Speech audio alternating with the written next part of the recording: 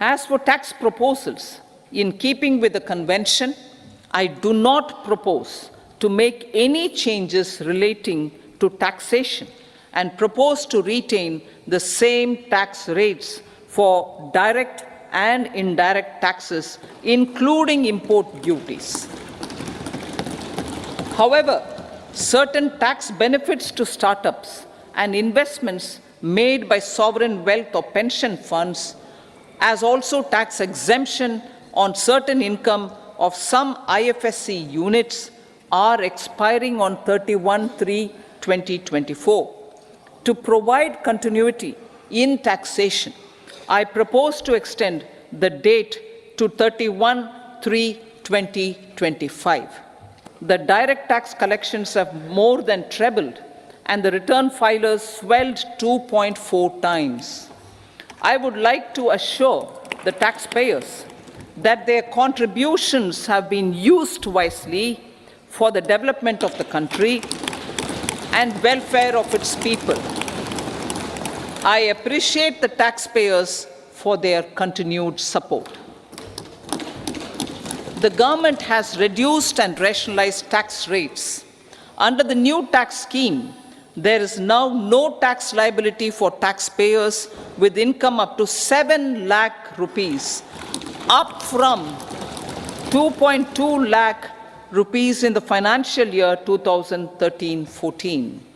The threshold for presumptive taxation for retail businesses was increased from 2 crores to 3 crores.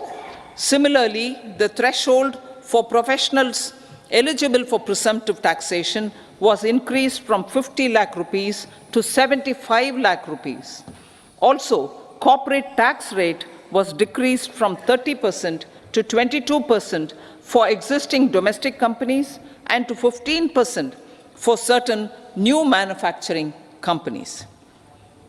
Honorable Speaker, sir, in the last 5 years, our focus has been to improve taxpayer services.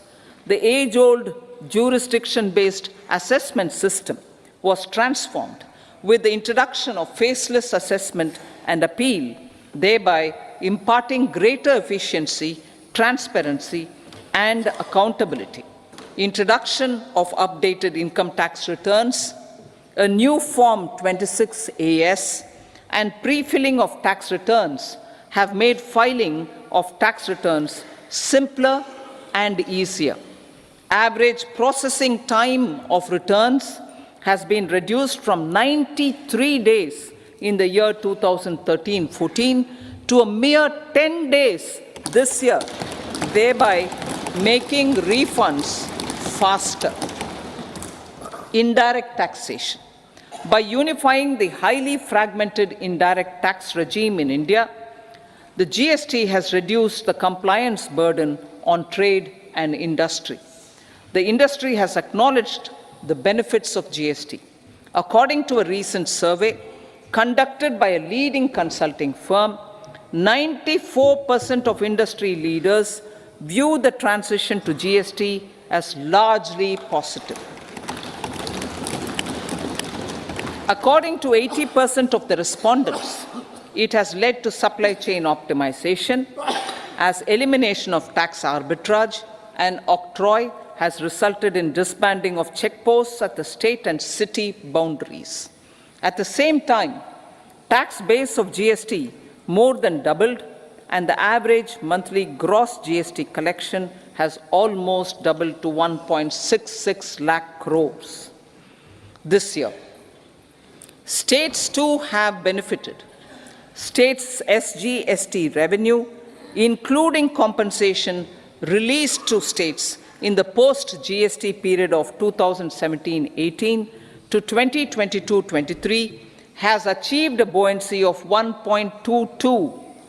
In contrast, the tax buoyancy of state revenues from subsumed taxes in the pre-GST 4-year period of 2012-13 to 2015-16 was a mere 0.72. The biggest beneficiaries are consumers, as reduction in logistic cost and taxes have brought down prices of most goods and services. We have taken a number of steps in customs to facilitate international trade. As a result, the import release time declined by 47% to 71 hours at inland container depots, by 28% to 44 hours at air cargo complexes, and by 27% to 85 hours at seaports over the last 4 years since 2019, when the national time release studies were first started. Tax proposals. As for tax proposals, in keeping with the convention, I do not propose to make any changes relating to taxation and propose to retain the same tax rates for direct and indirect taxes, including import duties. However, certain tax benefits to startups and investments made by sovereign wealth or pension funds, as also tax exemption on certain income of some IFSC units, are expiring on 31/3/2024. To provide continuity in taxation, I propose to extend the date to 31/3/2025.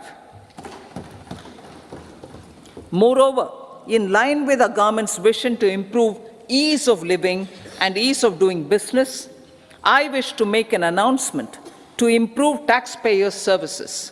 There are a large number of petty, non-verified, non-reconciled, or disputed direct tax demands, many of them dating as far back as 1962, which continue to remain on the books, causing anxiety to honest taxpayers and hindering refunds of subsequent years. Honorable Speaker, sir, I propose to withdraw such outstanding direct tax demands up to 25,000 rupees pertaining to the period up to financial year 2009-10 and up to 10,000 rupees for financial years 2010-11 to 2014-15. This is expected to benefit about 1 crore taxpayers. 1 crore taxpayers would benefit out of this.